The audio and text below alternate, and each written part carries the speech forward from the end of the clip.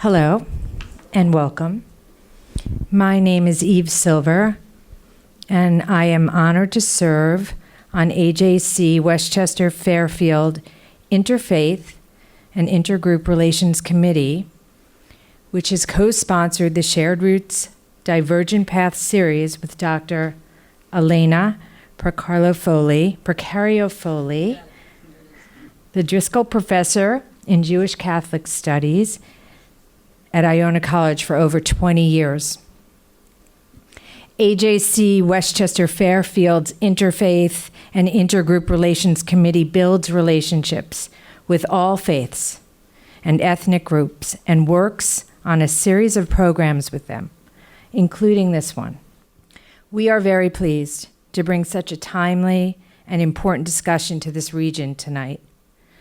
Tonight, our distinguished guests will discuss the fundamental resources of the Jewish and Christian traditions that enable us to explore moral and legal issues that impact the lives of its citizens, whether they practice a faith or no faith.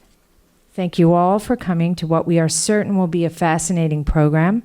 I will now turn the program over to Dr. Procario-Foley and our speakers. Thank you so much, Eve. So here's the plan. Dr. Landau is going to give an opening statement. Dr. Ahern will follow with an opening statement. And then we're going to sit around as if we were at home, and we're going to chat. We have some serious ideas to talk about. We've enjoyed planning for this. So that's our, and then after that, there'll be time for you all to chat, ask questions, students ask questions, students ask questions. It makes me very happy. So, and that's what we'll do, okay? Here we go. Dr. Landau.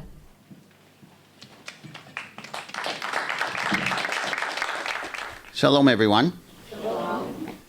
With polarization and vitriol recrimination plaguing both divided societies, and an underlying question, I think, for all of us is, how can people of faith help transform the political discourse from condemnation to compassion, from mutual suspicion and enmity to mutual trust and cooperation? A Jewish perspective, my Jewish perspective, and I don't claim to speak for all Jews, anybody who tries to do that has to have her or his or their head examined. My perspective begins with an awareness and an acknowledgement that none of us possesses the whole truth, the unequivocal, incontrovertible, divinely sanctioned, absolute truth. This realization should be the foundation for cultivating two qualities that I believe are essential for promoting the well-being of others and our own, because we live in an interdependent world. The first quality is what we can call intellectual humility, cognitive circumspection and caution, with an openness to hearing and potentially even embracing another perspective if we find it reasonable and based on facts we hadn't considered before. The classical rabbinic source for appreciating the truth is not one-dimensional, is the passage in the Talmud in Eruvin 13b or bet, which has this very well-known teaching, Gam elu ve'elu divrei Elokim chayim. Both these words and those words are the words of the living God. That's Beit Hillel and Beit Shammai, two schools which almost came to blows until a voice from heaven uttered this peace-building statement. So even when positions are logically or rationally antithetical, they can both be true. There's also a classic teaching from our rabbinic sages, Yesh shivim panim leTorah. There are 70 faces or facets to the Torah, which means that divine wisdom is apprehended, even when it's revealed, it's apprehended differently by different persons, subjectively. Whatever it means objectively, We can't grasp that with our limited faculties.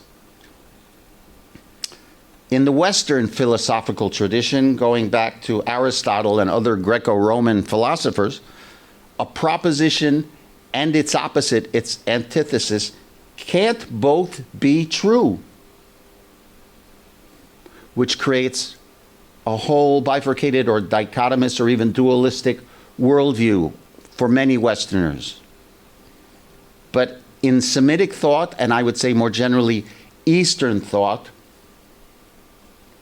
truth is understood as multifaceted when seen through a dialectical lens, not a dogmatic or doctrinaire one. So that has to do with intellectual humility. The second quality we need to cultivate is empathy, which I understand to be more a product of emotional intelligence than of factual knowledge.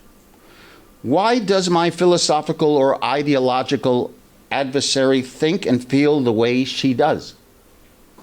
If I shared her life experience, would I also hold her views and perhaps be in an adversarial relationship with myself?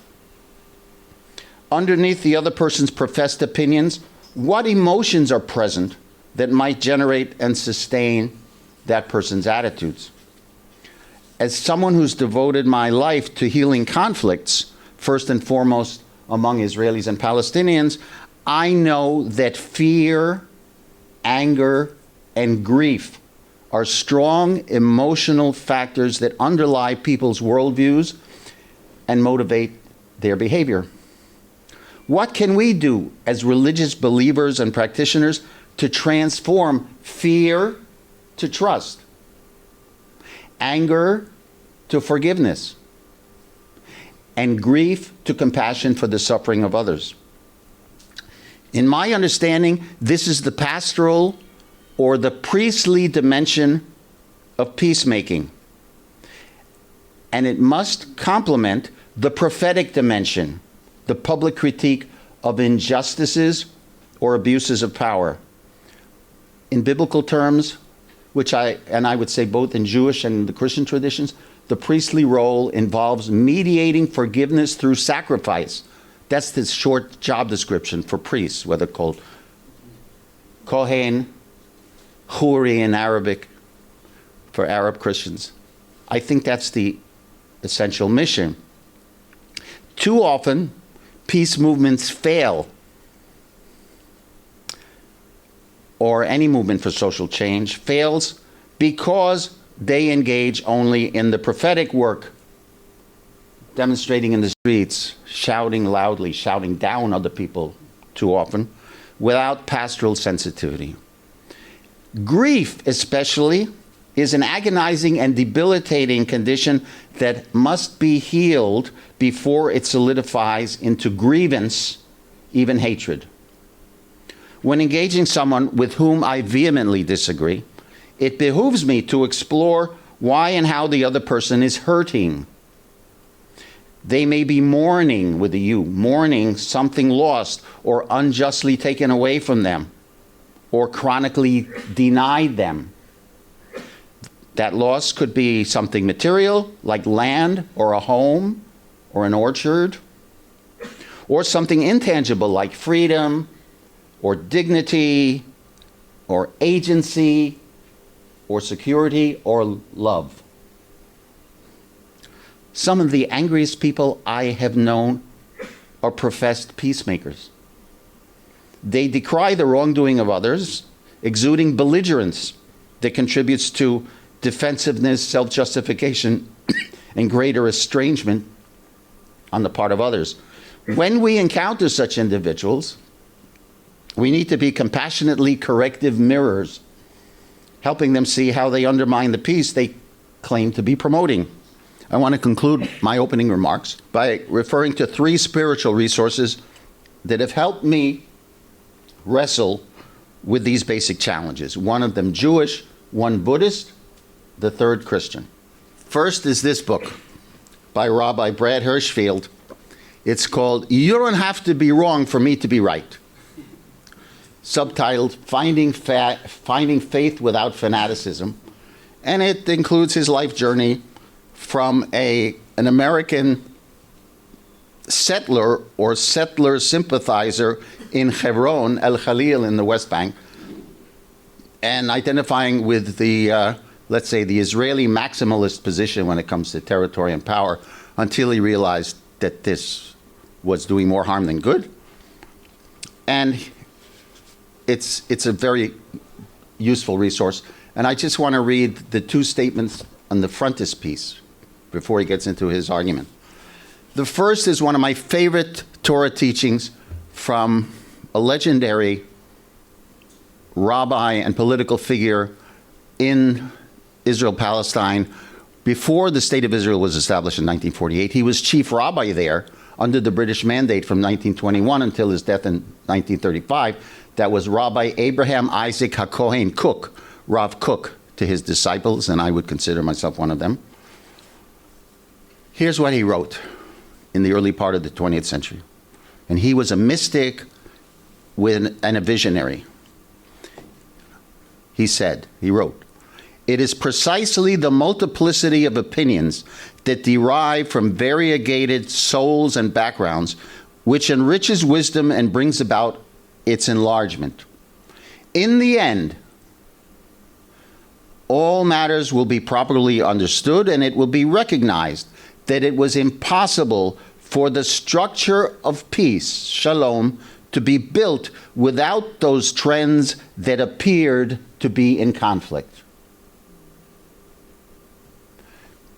This is a foundational piece of wisdom for me,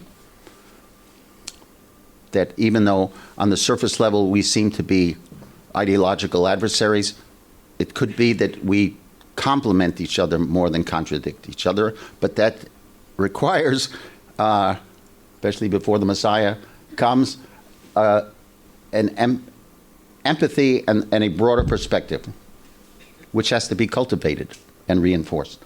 And here's a statement. This is a poem from, you could say, Israel's poet laureate who died in September of 2000. His name was Yehuda Amichai. Amichai means my people lives. "From the place where we are right, flowers will never grow in the spring. The place where we are right is hard and trampled like a yard. But doubts and loves dig up the world like a mole, a plow. And a whisper will be heard in the place where the ruined house once stood." Another teacher of mine is the late Thich Nhat Hanh, Thai to his disciples, Vietnamese Zen master, friend of Martin Luther King Jr. And he wrote a wonderful book called Living Buddha, Living Christ, which compares teachings from the Christian and Buddhist traditions. This is a book called Anger, Wisdom for Cooling the Flames. I believe one of the reasons our species is in such deep trouble is we don't know how, because we've never been taught how to deal with our anger constructively. If we could have that opportunity, we'd be in much, much better shape. Here's what Thich Nhat Hanh wrote. "When a person's speech is full of anger, it is because he or she suffers deeply. Because he has so much suffering, he becomes full of bitterness. He is always ready to complain and blame others for his problems. This is why you find it very unpleasant to listen to him and try to avoid him. To understand and transform anger, we must learn the practice of compassionate listening and using loving speech. Listening with compassion can help the other person to suffer less. Yet, even if you have the best intentions, you cannot listen deeply unless you train yourself in the art of compassionate listening.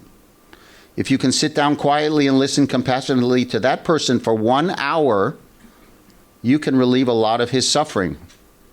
I will add, even if you take on a little of your own, that's part of sacrificial service. Listen with only one purpose, to allow the other person to express himself and find relief from his suffering. Keep compassion alive during the whole time of listening. If you know how to practice mindful breathing and can stay focused on the desire to help that other person find relief, then you will be able to sustain your compassion while listening. So this is a discipline that is constant. You always need to practice it.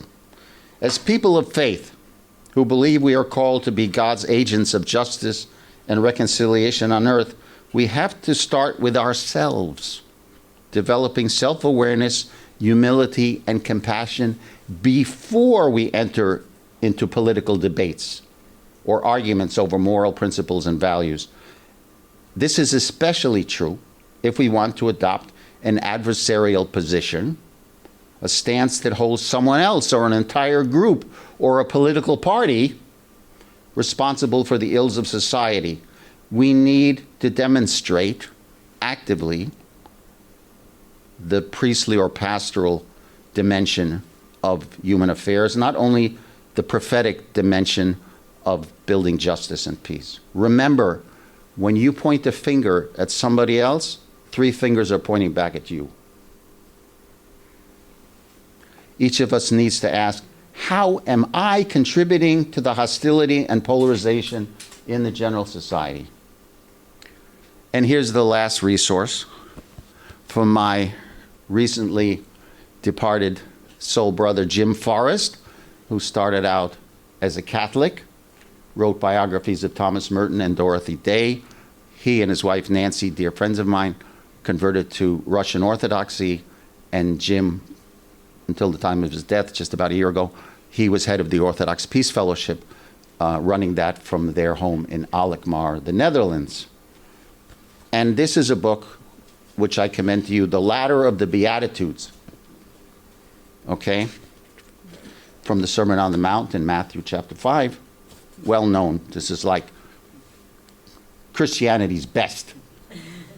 Okay, so I won't read them all, but I'll just read 1, 2, 3, 4, 5, 6, 7. The 7 before, blessed are the peacemakers.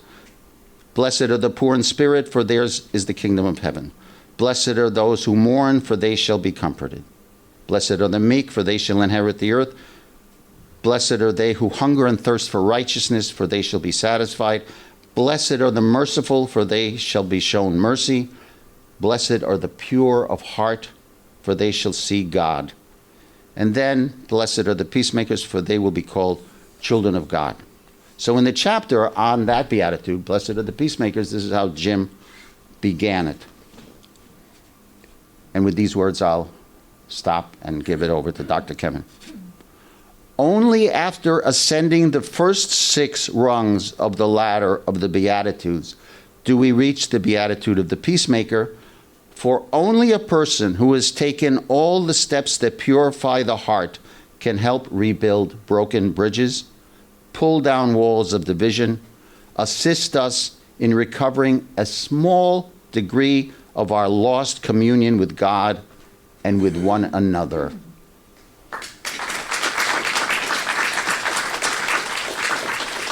I was once given a button that says, "World peace begins at home."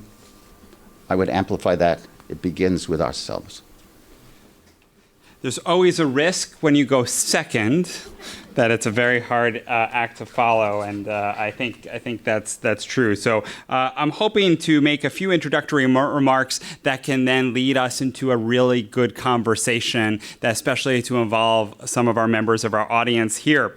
The theme of today, I think, is so timely. Any of us who have been watching the news and watching, for example, these really disturbing events on a freeway in California over the weekend, we see acts and violence, acts of hatred in this country, things that we thought maybe we were moving past. And to see the bell curve of anti-Semitism and hate rise is something that is deeply disturbing. As a parent of 3 children, including a 2-month-old, I am more and more increasingly worried about where this world will be, right? One had the hope as I was growing up, and my parents would invite survivors of the Shoah and others to our Catholic Easter celebrations. One had the hope that we were moving past some of these things, and it saddens me deeply to see where we are. But we know that the rise of hate and the work of AJC and others on this is very exemplary, is not separated from the crisis of democracy and the crisis of participatory democracy that we are facing. The rise of white nationalism. Right. A few years ago, or last year, it feels like forever, right? On January 6th, right? Not too long ago, I was shocked as I was watching the events unfolding in our nation's capital to see people carrying flags of symbols of Christianity, even flags with Our Lady of Guadalupe, right? Breaking into this. It was disturbing as a Catholic theologian to watch that unfold, but of course, that is not new.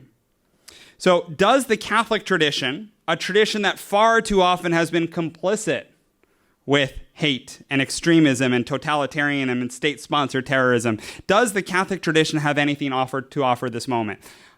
I believe yes. All right. Otherwise, I wouldn't have my job. I would be doing something else. I don't know what that would be, but I would be doing something else. And one source of hope we can see is celebrated this past 2 weeks. Over the past 2 weeks, the Catholic Church has celebrated the beginning of the 60th anniversary of the Second Vatican Council, one of the most important meetings in Christian history. I'm sure most of us in this room have some familiarity with it, right? Vatican II has a number of important changes for the Catholic Church. Many of us might think of the way liturgy was practiced, the way in which the language was used, but probably, I believe, one of the most important shifts is to dialogue, right? 100 years before, the Catholic Church proclaimed this syllabus of errors, right? Which would make my participation in this room an error, anathema, right? The 1960s, the Second Vatican Council makes this very important shift to dialogue.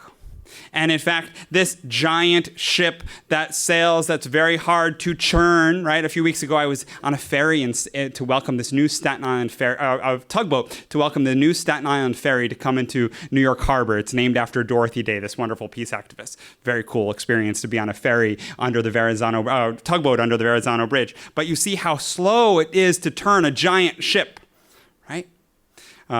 As a New Yorker from Westchester, I don't know what ships do, so, but the Catholic Church, this giant ship, making this important turn to dialogue over the past 60 years is reflected in two important texts that the Council proclaimed. One is Nostra Aetate, the Declaration on the Relation of the Church with Non-Christian Religions. Right? Very, very important text on Jewish-Christian relations. The second is Dignitatis Humanae, the Declaration on Religious Freedom. Both of those declarations are key texts to shift the Catholic Church to a more dialogical position. In my work with various international lay movements, I've traveled to countries in various parts of the world, and I've seen, and this is a source of pride for me as a Catholic, how the Catholic Church is leading dialogues with other religious traditions in different countries. That would not have happened without these two documents. Prioritizing dialogue as a mission of the church. Of course, we see now in the context of the crisis of participatory democracy, we see voices that are fighting against that are resisting that, and are trying to pretend that Vatican II never happened. And those are aligned so often with other extremist voices.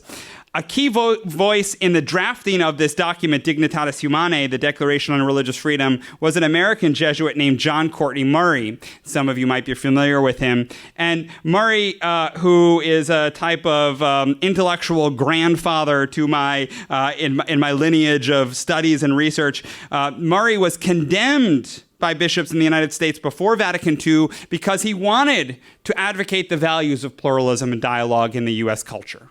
Right? Before Vatican II, if you had a Catholic if you had Catholics as a majority in a country, the expectations was you would make that country formally established church.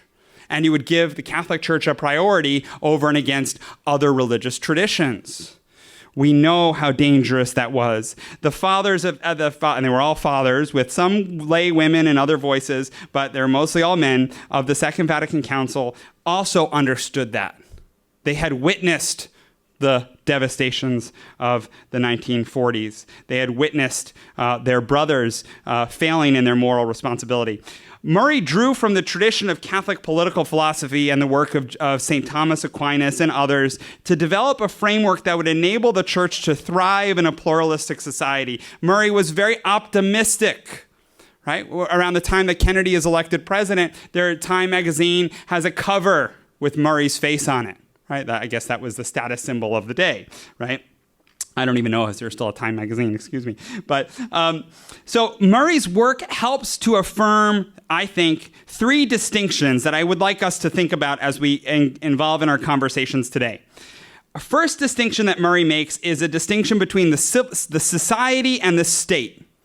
So in the Catholic tradition, the state exists to serve the common good of the society, right? Not the other way around. But the common good is not the same as the state. A lot of totalitarian and fascist regimes want to combine the state and society as one. The society is bigger than the state. The institutions of the state should serve the common good, should serve the society. And of course, we live in a pluralistic society, right? One of the things I love so much about being in New York is how diverse our wonderful city, our wonderful region is, right? So the government is not the totality of society, right? There's society. If you imagine the typical New England village square, yes, you have the courthouse and the police station, but you also have churches, synagogues, meeting halls, various other things, stores, other things going on. It's not just the government. A second distinction Murray makes is between morality and law. For Murray, the person is not just temporal, but also has an existential end, which is untouchable by the government. While all laws should be moral, the Catholic tradition would argue, not all morals should be laws.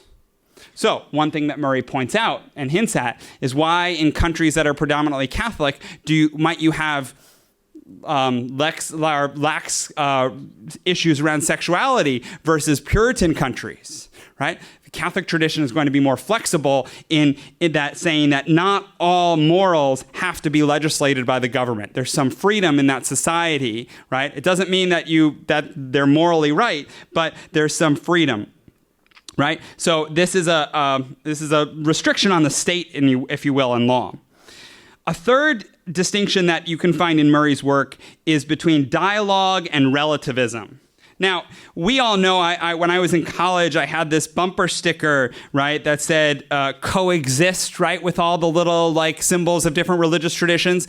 Wonderful sentiment, right? Really wonderful sentiment. But one of the challenges with that is it might tend to a type of relativism that puts them it kind of mixes them all, and you lose the distinct flavor of each religious tradition. We know after the conflict of the Second World War, we know that many people responded by trying to emphasize that all religions are one, right?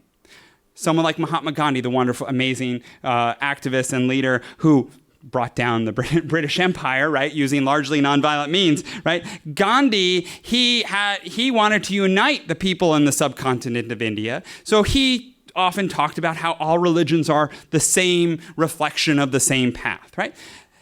The challenge with that is that can sometimes lead to a type of relativism where you ignore the differences, right?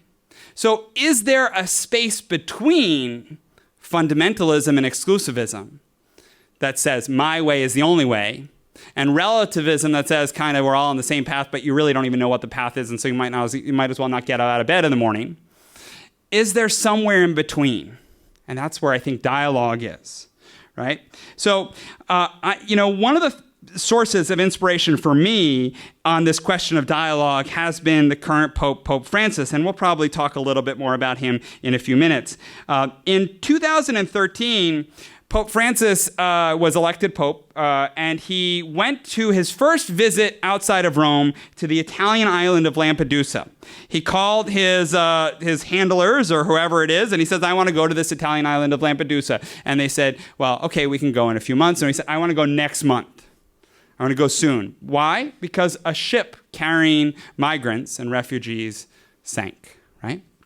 When Pope Francis goes to this Italian island and he celebrates Mass there, and an altar made from wood that was part of shipwrecked ships where migrants who were desperate brothers and sisters of ours died. Right?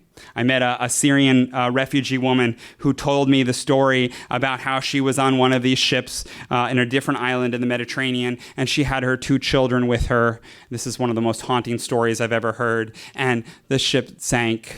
You can swim holding one child, maybe, and she did, but she wasn't able to save the other. I mean, just the heartbreak of that is devastating. So Pope Francis goes to this island, and he chooses for the first reading of the Mass to be from the biblical story of Genesis and the story of Cain and Abel. And he uses that to talk about the globalization of indifference, that we are all too accustomed to the suffering of others, that we fail to recognize that we are all brothers and sisters. Right? Then in 2020, Pope Francis issues this document called Fratelli Tutti, Brothers and Sisters All. Forgive the gendered language of that, but it's medieval Italian, a quote from St. Francis of Assisi. And Pope Francis's work on fraternity had developed from 2013 when he issued his document on the environment in 2015, Laudato Si. He begins with a quote from St. Francis of Assisi to talk about Brother Earth and Sister Moon, and he uses the Cain and Abel story to talk about our fraternal responsibilities to nature, to creation. In 2020, in Fratelli Tutti, Pope Francis talks about our responsibilities as brothers and sisters. He uses the Cain and Abel story again, but he also introduces the story of the parable of the Good Samaritan to talk about our responsibility as some brothers and sisters. The last third of the document, however, is focused on dialogue. And it includes a text that Pope Francis co-wrote with the Grand Imam of the Al-Aqsa Mosque in Egypt. And this text is the Declaration on Human Fraternity. But introducing this text, and it's probably the first document of Catholic social teaching that was part of it was co-written with a Muslim, right? In introducing this text, Pope Francis defines dialogue this way, which I think is a helpful way for us to move into our own dialogue here. Authentic social dialogue, he writes, and this is number 203 for those interested in Fratelli Tutti. Authentic social dialogue involves the ability to respect the other's point of view and to admit that it may include legitimate convictions and concerns. Based on their identity and experiences, others have a contribution to make, and it is desirable that they should articulate their positions for the sake of a more fruitful public debate. When individuals or groups are consistent in their thinking, defend their values and convictions, and develop their arguments, this surely benefits society. Yet it can only occur to the extent that there is genuine dialogue and openness to others. Indeed, in a true spirit of dialogue, we grow in our ability to grasp the significance of what others say and do, even if we cannot accept it as our own convictions. So I think Pope Francis has some interesting clues to offer here as we reflect on the future of dialogue in this crisis of democracy. So I'm really looking forward to our conversation. I'll leave it there. Thanks.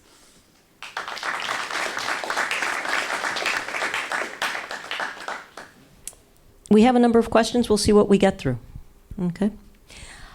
So you've given us great foundations, and I am wondering, and you've given us some scriptural foundations, both of you.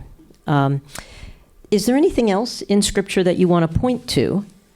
Or have you covered your greatest hits of Scripture? You should go first. Sure. I love the Pentecost story, right? And obviously Pentecost is a feast that comes out of the Jewish tradition. And in the Christian stories and the Acts of the Apostles, many of you are familiar, right? The disciples are gathered around after Jesus' death and crucifixion, and they're desperate and they're afraid. And then they have this experience of the Holy Spirit. And because of the festival of Pentecost that was happening in Jerusalem, there are Jews from all over the Roman Empire and beyond. And the story goes that the apostles go out into the streets and are able to communicate with the others, right? But what's interesting is that this is often put as a flip to the Tower of Babel story, right? And what's interesting is that it's not that they're all able to speak the same language. It's that the people of different languages and different cultures from Africa, Asia, Europe, right? These three continents, right? Are able to understand, but also through their own language. So it's a type of universality that doesn't erase difference. And I think there's something really interesting in that story. I would say that in the Hebrew Bible, in addition to ethical norms taught very explicitly, do this, don't do that, there are sacred stories featuring biblical personalities that I think are exemplary for us.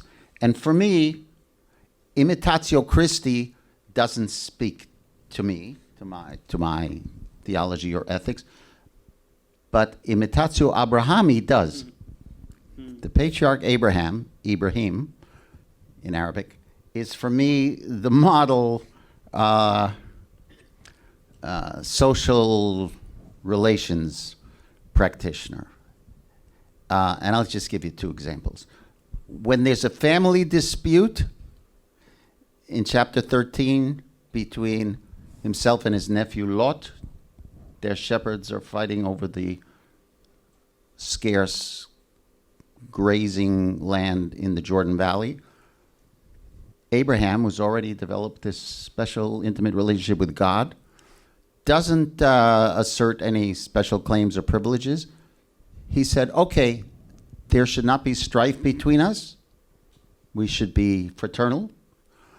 And so if you go to the left, I'll go to the right. You go to the right, I'll go to the left. Hiparedna me'alai, separate yourself from me.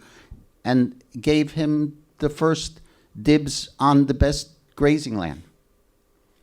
Even though he was told, and he was ultimately told 5 times, that his descendants will inherit the land, but he didn't assert any special dispensation.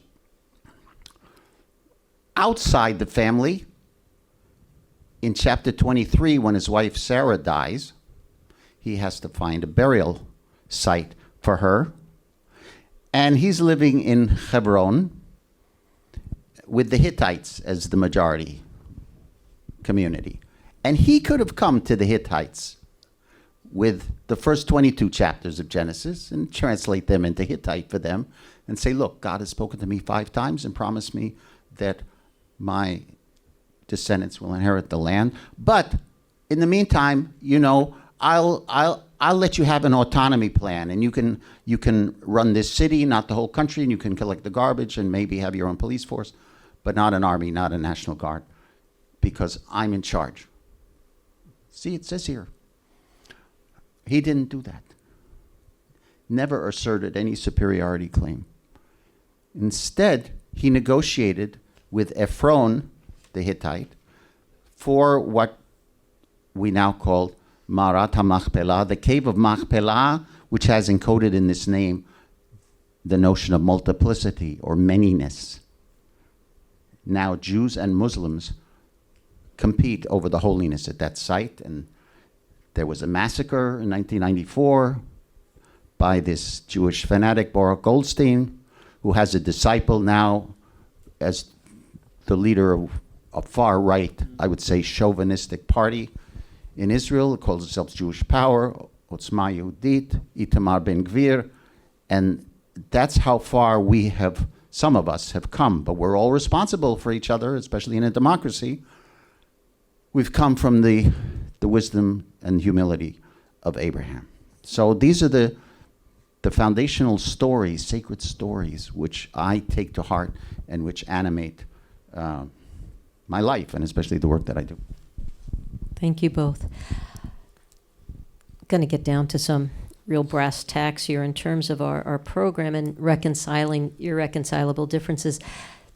Kevin raised the phrase the common good. And we've all heard politicians use the phrase the common good.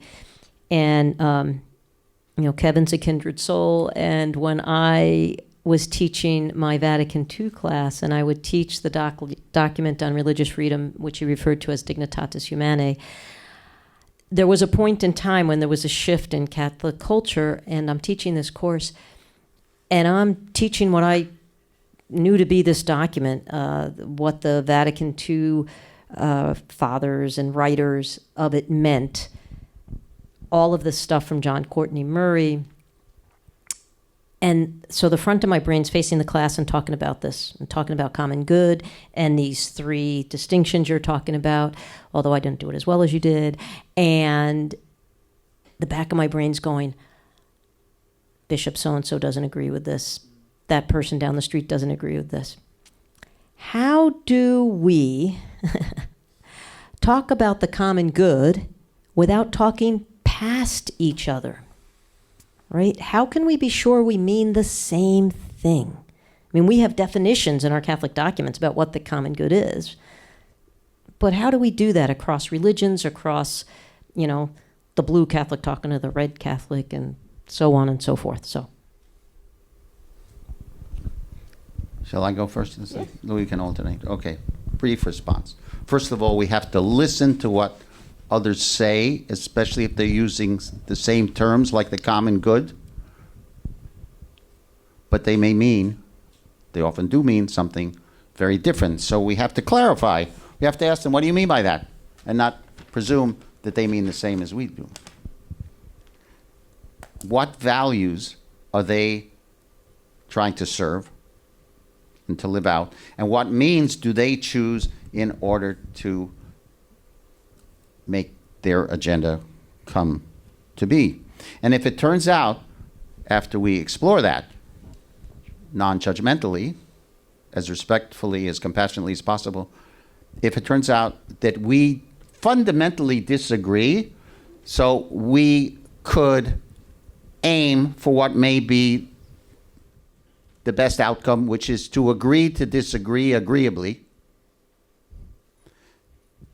and keep the goodwill, the spirit of friendship alive, so we don't enter into some kind of blame game.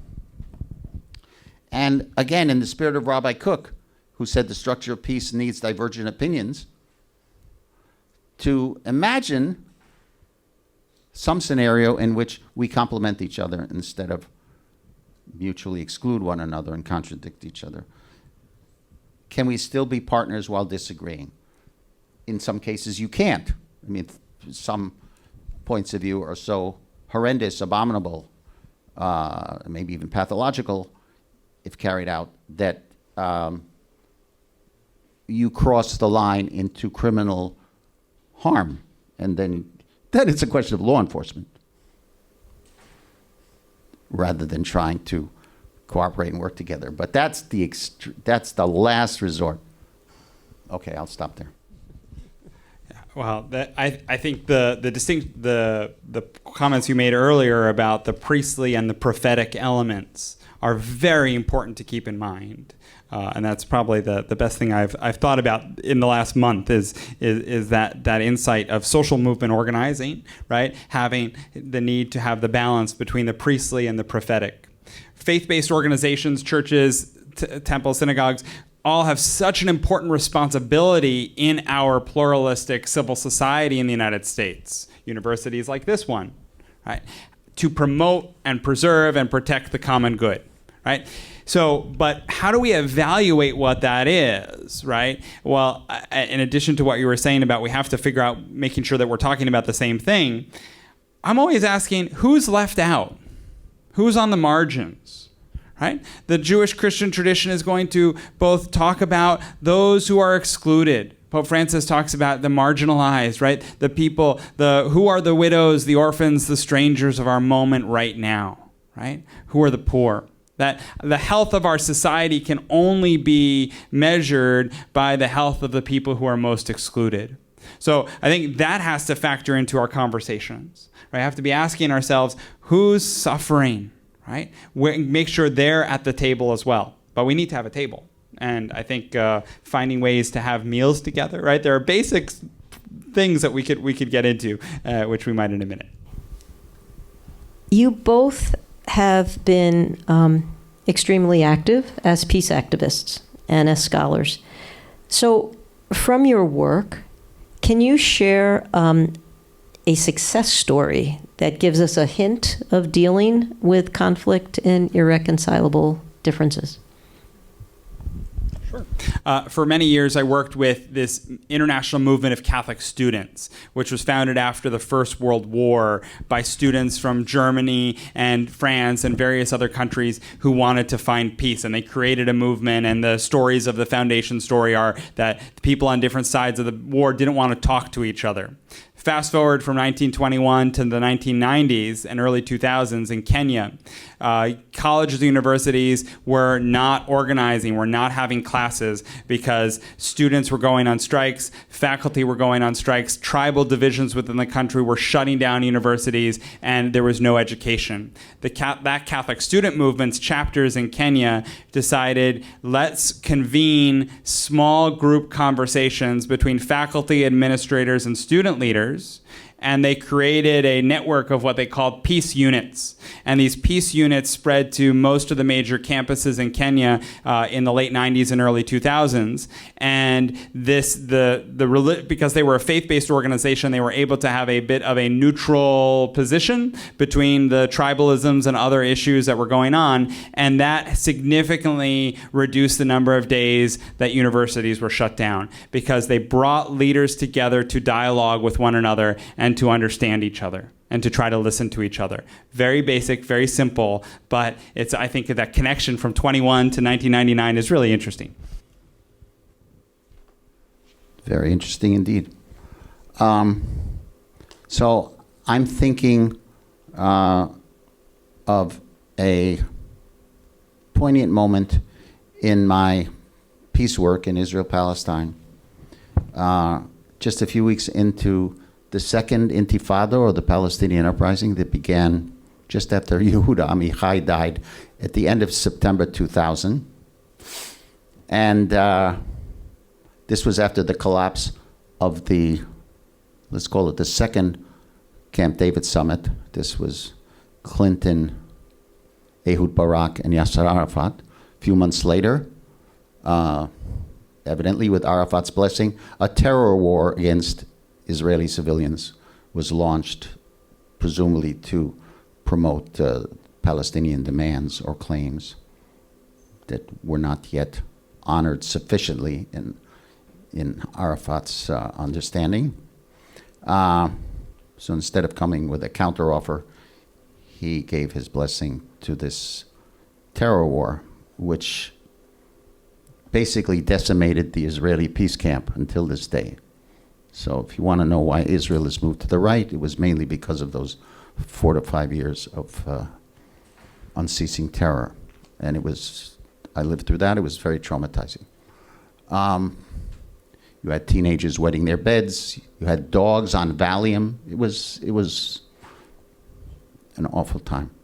So there were soldiers who were murdered, lynched, Israeli soldiers, when their car made a wrong turn and ended up in a Palestinian area. Bloody images. So everybody was in pain and agony. And I was co-directing. I had co-founded with my then wife Dalia and Palestinian Israeli partners and the Palestinian family, the El-Khairi family, who had lived in and owned Dalia's childhood home before she inherited it from her parents. That the Al-Khairis were expelled at gunpoint by the Israeli army in July 1948. And after the Six-Day or June War of 1967, they had come back and developed a relationship with Dalia and the family. And out of that special relationship between this Palestinian Muslim family and our Israeli Jewish family. Out of it came the Open House Peace Education Center. You can Google it, www.friendsofopenhouse.co.il. You'll see the background to this Peace Education Laboratory. So this was one of the most painful moments in the 30 plus years that Open House has been open and operating. And there were 30 people who gathered in the large living room for an honest, open-hearted, pained discussion, a sharing of feelings. Fear, anger, grief, those three that I cited before, and more. Deep anxiety, anguish. And that was the cathartic moment that brought healing and hope to this micro community, this mixed city of Ramle. Now, what we didn't know, it's because we spoke truthfully, emotionally, from the heart, from the gut. And we didn't know there was a journalist actually sitting in a corner who transcribed what was said. And in the Friday newspaper that reached 300,000 people in the greater Tel Aviv area. So these 30 people got to speak to 300,000 readers about how Jewish Israelis and Palestinian Israelis can be dugri, honest with each other and not paper over differences, speak about them openly and honestly and try to find what I would call sacred common ground. Thank you. Kevin focused some of his remarks on participatory democracy. Do you want to say a brief word about what lessons you've learned from the differences of these two democracies and the problems we each face? I'll try very briefly. I have different degrees of responsibility as a Jew in both societies. In Israel, I am an Israeli by choice, a willing member of a Jewish state with a Jewish majority, and as a faithful Jew there, I'm called to live up to the Sinai Covenant's mandate to be a kingdom of priests and a holy people. Mamlechet Kohanim V'Goy Kadosh. Exodus 19, 5 and 6. In Judaism, we don't have individual saints, don't have holy individuals. The aspiration, and it's an aspirational ideal, never achieved fully, is to be a holy community, even though each of us is a deficient sinner. How can you have a holy collective when the individuals are sinners? Theological conundrum there. So, and the society includes non-Jews. 20% are Palestinian Israelis, Christian, Muslim, and Druze Arabs. So in that context, justice and compassion require greater equity and inclusion for Israeli citizens who aren't Jewish, and a transformation of government policies that are inequitable and discriminatory. So, as a religious Zionist, I see this as the unfinished business of the Zionist homecoming project, making it more inclusive. Now, in this country, the United States of America, I'm part of a Jewish religious minority community. And we are all part of a multi-ethnic, multi-religious American polity and community that shares not just constitutional or legal foundations, but certain fundamental ethical values and principles, including equality before the law, non-sectarianism, which means there's no privileged religion. This is the First Amendment, right? Remember in school, anti-disestablishmentarianism? Remember that word we had to learn? Right. The disestablishment of a governmental preference for religion. So public policy, democratically achieved, it can't be based on the teachings of any particular wisdom tradition. So in Israel and America, the public discourse is different. And my appeals for inclusive justice and compassion are couched in different terms. But the end is the same, which is to create a more equitable, inclusive, just or fair society. So I try, let's say the ratio of my Jewish particularism and my Jewish universalism shift depending on the context. Thank you. Thank you. Now a specific question for Kevin. Kevin talked about Pope Francis, and for those of us who are geeky Catholics, Kevin, me, we're very interested in this 2-year process that Pope Francis has inaugurated called the synodal process, a worldwide synod, including, theoretically, all Catholics. So there's a process there, and there's a process that may be important to our peacemaking efforts, solving these problems in polarized societies. You want to say a few words on that? Yeah, so Pope Francis launched 2 years ago this process that seeks input. I would call it an experiment in participatory ecclesiology, participatory religion, that seeks, like participatory democracy, but within the Catholic Church, that seeks input from the ground, theoretically open to all Catholics, former Catholics, and other people of goodwill, who want to give input to where the future direction of the Catholic Church should go. Of course, one can imagine this is opening up for some people what they would find a very uncomfortable Pandora's box. You have reports coming in from the ground about the rights of LGBTQ Catholics. You have reports coming into the ground about calls for women's ordination. You have all these conversations starting to bubble up that some in church leadership do not want to hear. So there is this process that is initiated that is trying to be a dialogical participatory process, and we have some sectors of the Catholic Church that don't even want to pretend it's not happening. Right? And so you mentioned sort of the conundrum of being a citizen in both worlds.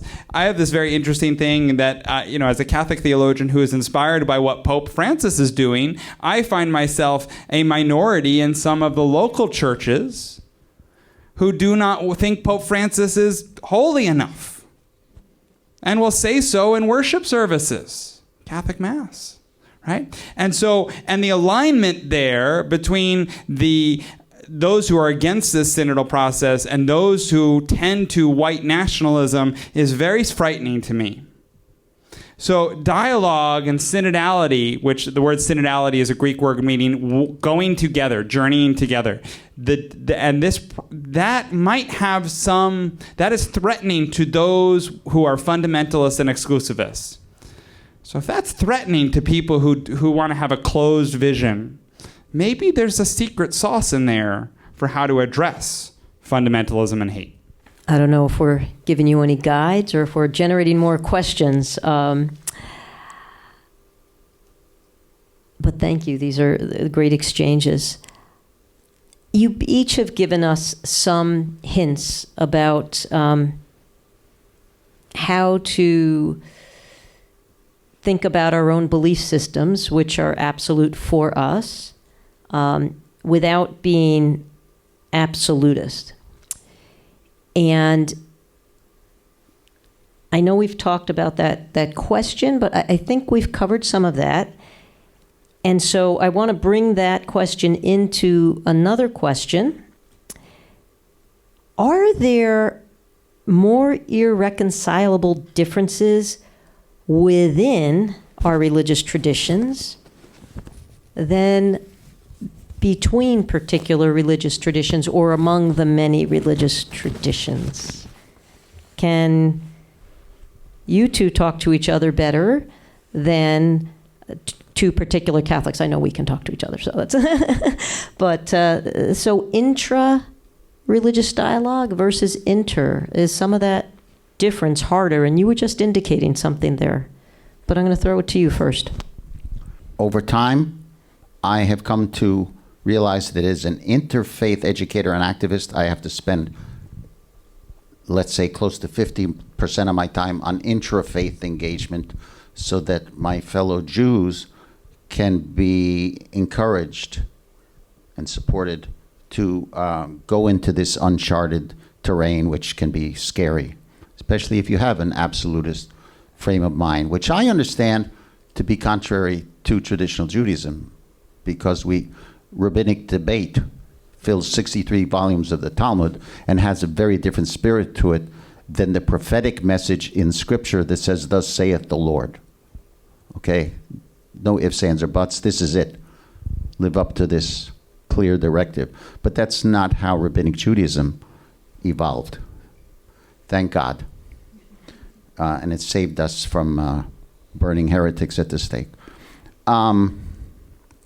and excommunicating them, except for Spinoza. That was one clear exception. The dynamic is similar, but the emotional dynamic can be more intense and antagonistic within the family, because these are other people in your community and you rub against them more often than you do people outside. You may pray with them even, regularly. I know many sad stories of people who didn't want to pray with other people, but of course wanted to push them out, not themselves walk out. It's because they are challenging your loyalty, your faithfulness, and in some cases your very identity. I've been called all kinds by fellow Jews, an inauthentic Jew, a self-hating Jew, all kinds of things like that. And I have to take deep breaths and practice mindful, compassionate listening and say, okay, where are you coming from in making those statements? And let's talk about this. Let's sit down and have some coffee, because I'm not going to return in kind the same kind of currency of delegitimizing the other person. So there's similar dynamics of conflict going on, but the stakes are higher if you have somebody really in your own community who is trying to delegitimize you. But that's why you need to do that work. I have to do that work.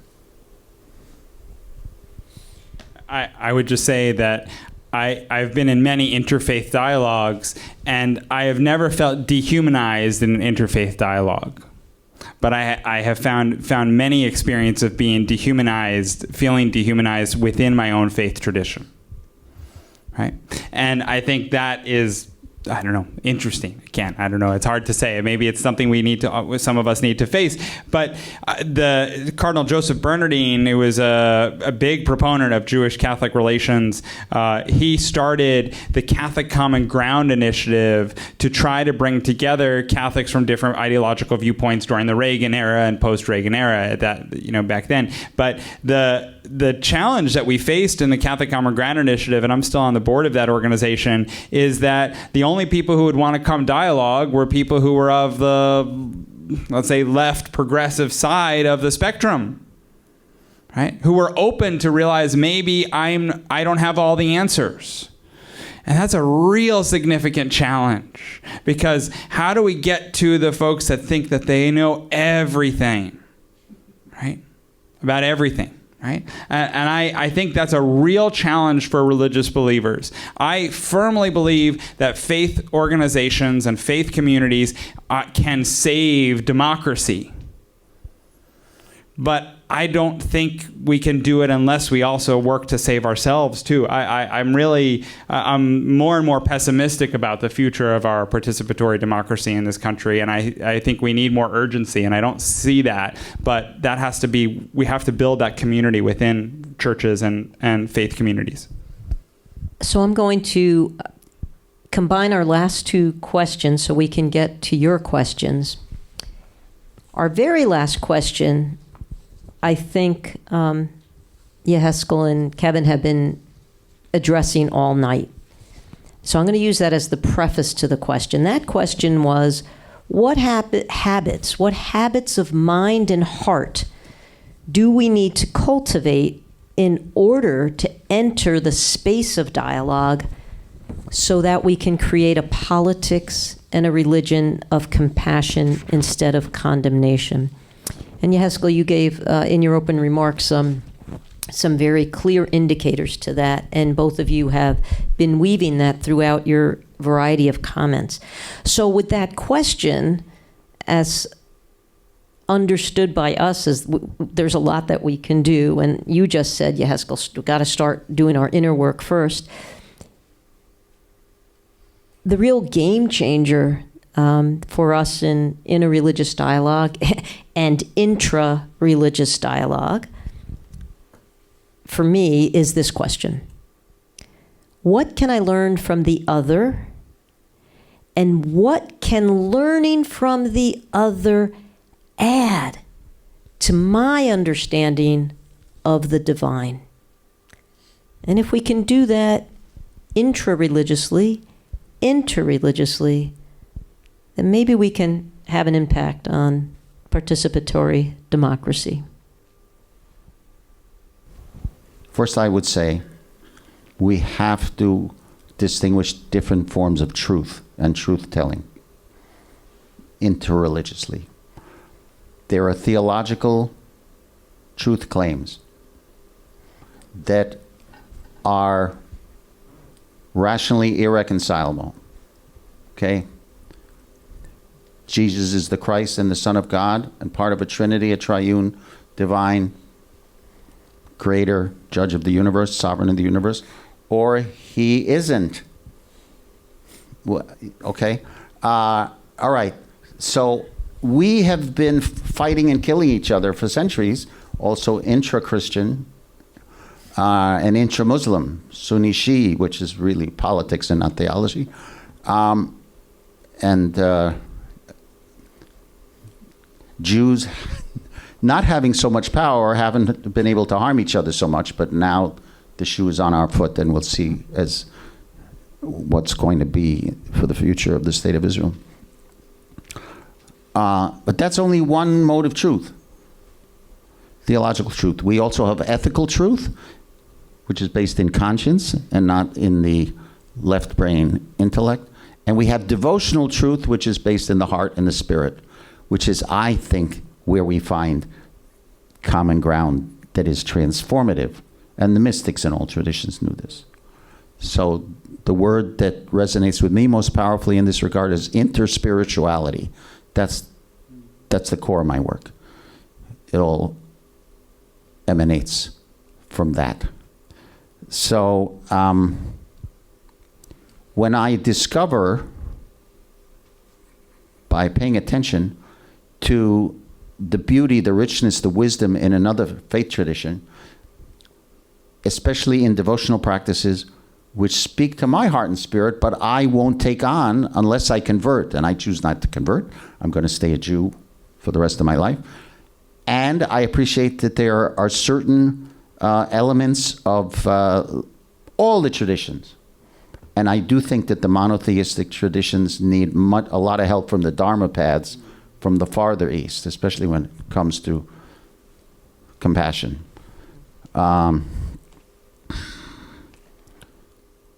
We can achieve, I think, an ideal which is called holy envy. And this is the statement by my Christian Rebbe, the late Bishop Krister Stendhal, who was dean of Harvard Divinity School when I studied with him there. This is an Episcopal priest, Barbara Brown Taylor, who wrote this book, Holy Envy, Finding God in the Faith of Others. And it's a beautiful book, and it's based on a course she taught to undergraduate students at Piedmont College in Georgia in religious studies. So our understanding of the divine and the human and the relationship between the two is deepened and widened by engagement with other religious traditions, and we become enriched. I think we become more faithful within. I'm going to humbly say within the plan of God. God could have made us all the same if God had chosen to do that. But God, if not a pluralist, at least tolerates pluralism. I'll say that. I once spoke to a group of Presbyterians in Jerusalem, one of whom said to me, just give God a little bit more time and we'll all be Presbyterians. You too. I wouldn't put my money on that, but I'm not a gambling person anyway. I think Pope Francis invites us to encounter, right? In addition to dialogue, encounter. How often are we encountering others, right? After the pandemic, right? How often are we encountering people who are different than ourselves, right? Even if we know we're always right, right? I think one of the challenges for our culture right now is that most people, if they have a faith commitment, it is maybe a community that is of the like-minded, an enclave of the like-minded. We live in these enclaves, in these bubbles, right? And I'm comfortable in a lot of the bubbles I'm in, right? But it's a bubble.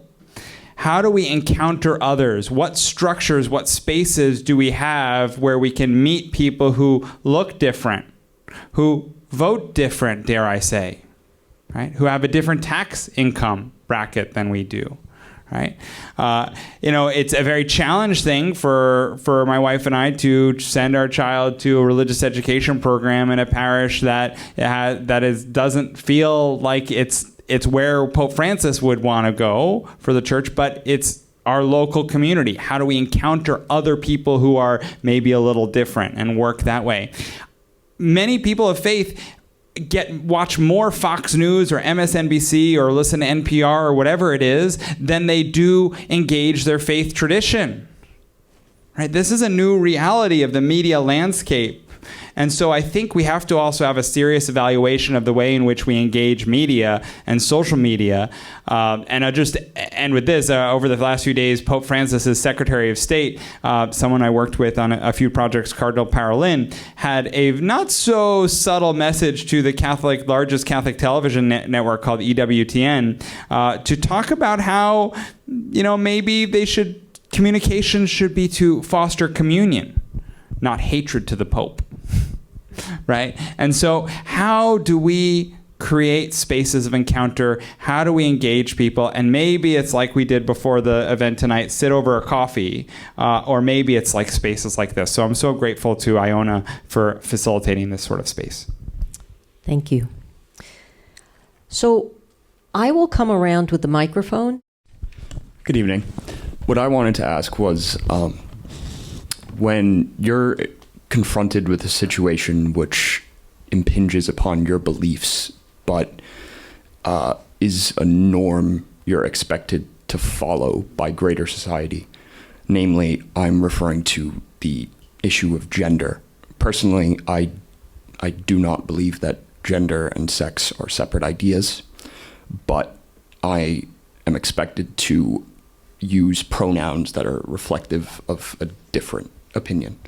How personally, how would each of you approach that situation? Well, I can hear in your voice you're struggling with this, and I'm excited if you're a student here that the student takes the first voice. I think that's wonderful. I really applaud that. I would say, I think the question of listening, right? So how can we create spaces where we can listen to the experiences of others that are desiring what you're describing, right? The questions of more inclusivity, and if those spaces are healthy, there should be spaces for you to maybe come and share your own sort of experience and your own hopes, right? So are there spaces or friendships of spaces you could create where you can share and you could also listen to others? I think starting from the local level, right? And there are many friendships where people can disagree on things, but they can still support each other in the struggles. I think, start with small communities, right? That would be my advice to you, is try to find out a space to listen to people who disagree with you, but also would be willing to hear what you have to say. I don't know if that's helpful, but it's probably challenging to do. Yeah. What's your name? Logan. Logan? Yes. Thanks for your question, Logan. we are in a transitional time where fixed attitudes, even interpretations of Scripture, often in binary, mutually exclusive terms, were the norm. And then people were labeled as heretics if they disagreed. Many of us, and I'll include myself, have been struggling to widen the parameters of our understanding of fundamental issues like sexuality and gender. And it's only by meeting and listening to and honoring as much as you can the personhood of the other person created in the image of God, even if you fundamentally disagree and can't accept whatever position they are professing, sharing with you. Underneath the disagreement, there ought to be, and if both parties make an effort, there can be a compassionate spirit, a foundation for honoring the humanity and the sanctity of the other person, even while disagreeing with one's viewpoints. So here's the basic question we're always confronted with. Do we want to win an argument, or do we want to build a relationship? That's a choice often presented to us, and how we answer it determines how we're going to interact with somebody else. I prefer to build a relationship and not prevail in an argument or have my position win. Most of the time, unless I'm dealing, with a Nazi, in which case I wouldn't be talking. I'd be phoning the FBI and wondering if that person's group has been infiltrated before things get really bad. Other questions? And thank you for your question. Thank you, gentlemen. Earlier there was discussion of the common good. It's relatively simple concept for a family, or what time is dinner, or even for a village, a small community. Well, we don't have enough water, let's dig a well. As communities get larger and more complicated, that is not so simple. The best expansion that I've heard politically is the greatest good for the greatest number. That sounds wonderful, but the clear implication of the phrase the greatest number is that there are some that are left out. How do you reconcile that with your belief system? What's your name? Joel. Hey, Joel, thank you. Well, you took me back to freshman philosophy. That sounded like Jeremy Bentham and utilitarianism. Yeah, am I right? I don't know, this is like 54 years or something like that. Yeah, this balance between majority rule and minority rights is part of what democracy is based on. You can't have the tyranny of the majority. And at the same time, you can't satisfy everybody. So that's a given. And that's why we have elections. And let's hope elections will continue to function as the Constitution and our history envision them, so that you may have to accept that your point of view does not prevail in an election and wait until the next round to try to muster enough voters to change the policy. That's how democracy is meant to function. You started talking about family systems for the greatest good, for the greatest number. I'll just share with you, then you can take it over. Families are disintegrating. They don't meet for dinner anymore because everybody's on another weapon of mass distraction. And these things are pulling us apart. So, and then when you add to this, you have certain websites and cable news channels that keep you in your silo. And even around the dinner table, you may not be able to even agree on the same vocabulary, and somebody can call what somebody else reports as fake news or alternative facts. And we're way down the slippery slope of societal disintegration, more than fragmentation, disintegration. And that also worries me. It scares me very much. So the greatest good for the greatest number, for people who believe in tyranny or a theocratic regime or a supremacist government, once they start manipulating the mechanisms for democracy, then the whole system is in danger of collapsing.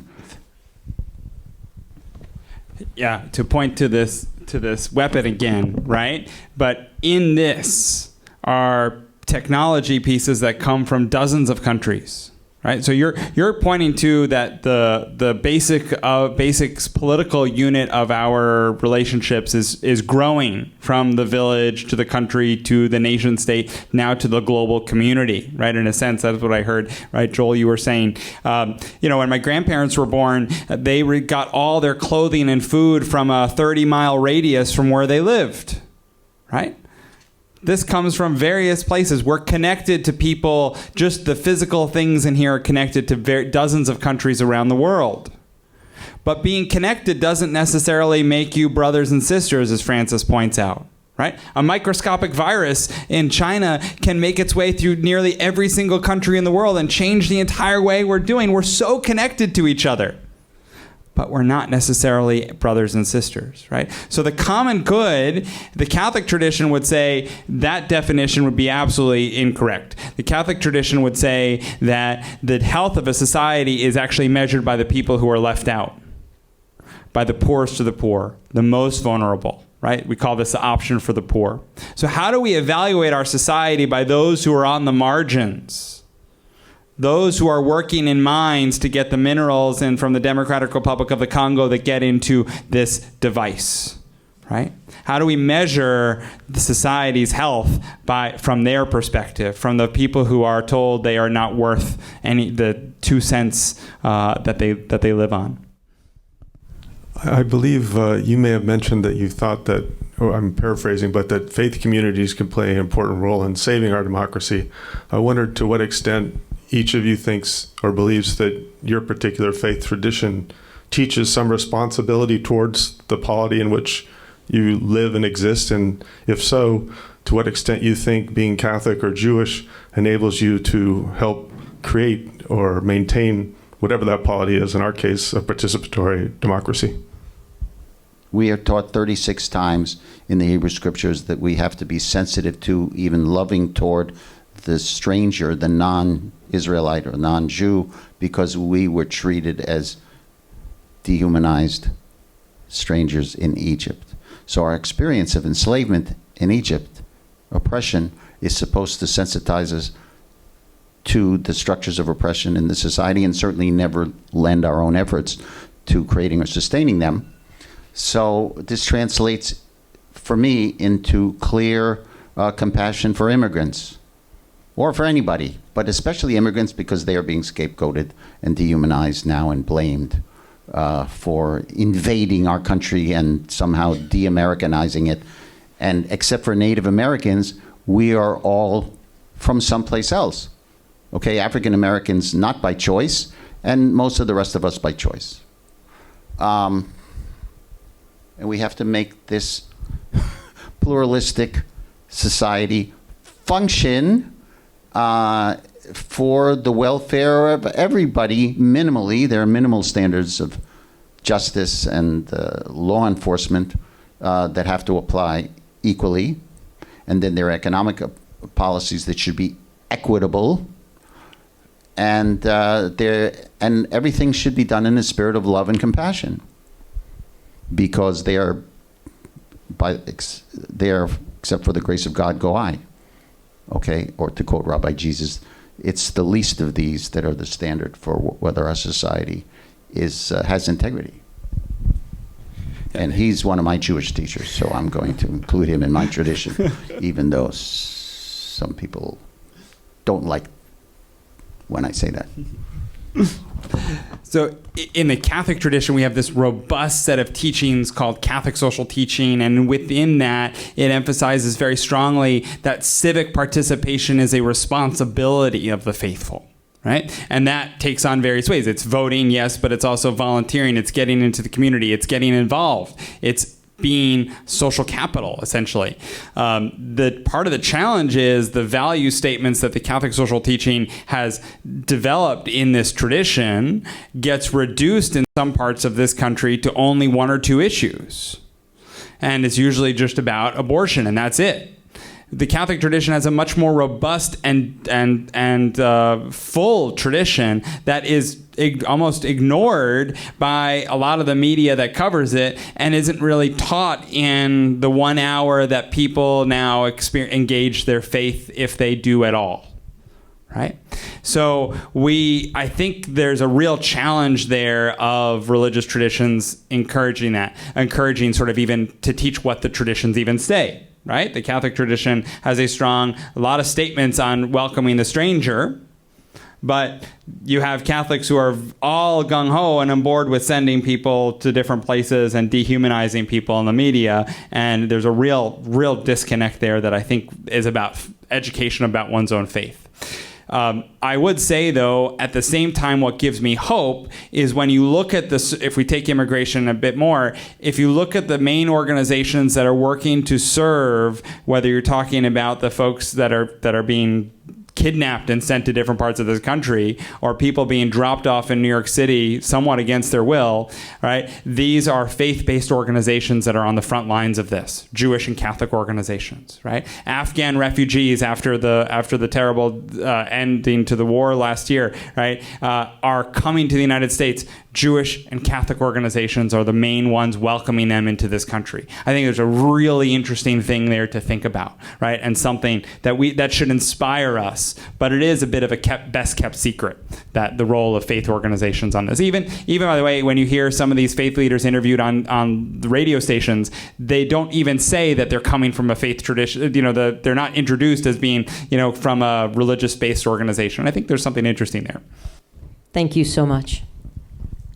I thank my AJC partners. We've been doing this for so long, this program, and I thank all of you for coming, and I thank JBS Television for keeping this program alive. Thank you so much for being here. Please help me thank our speakers.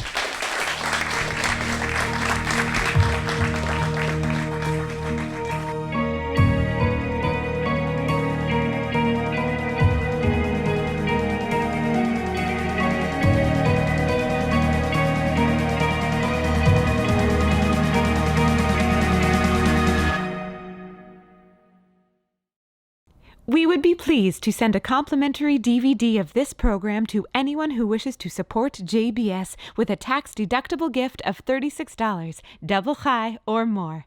Simply visit the JBS website at jbstv.org and click on the Donate button to make a donation by PayPal or your credit card. And please indicate the program for which you would like a DVD. Or you can send your tax-deductible check to JBS, Post Office Box 360, Stamford, Connecticut 06904.